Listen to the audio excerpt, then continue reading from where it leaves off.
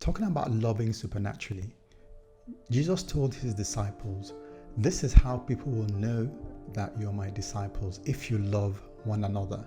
Now, the interesting thing is that Jesus didn't say, "People will know you're my disciples if you go off to a foreign country to help those who are poor and needy."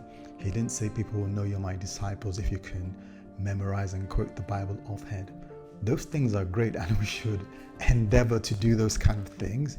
However, Jesus makes the point that love is the thing that would really show that we're followers of his. Now, that seems a bit easy on the surface. It's easy to love someone that you like, someone who likes you as well. But how do I love someone who maybe is always on my back, someone who doesn't like me, someone who actually hates me? How does that work? This is where loving supernaturally comes into play.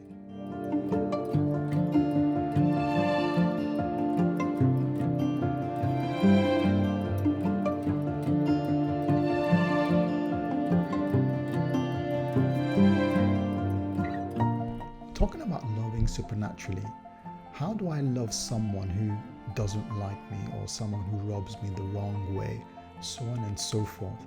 Well, Jesus didn't leave us on a limb to try and figure it out ourselves.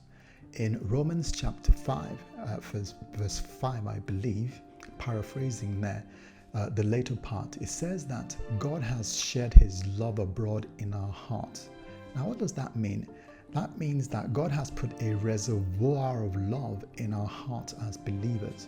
So, when we get to situations or when we encounter situations that require that kind of love, even when we don't think we can do it, all we need to do is to tap into that reservoir of love that God has put in our hearts supernaturally by the Holy Spirit. And what we'll find out is that the love of God takes over from us, and at that point we're able to love supernaturally.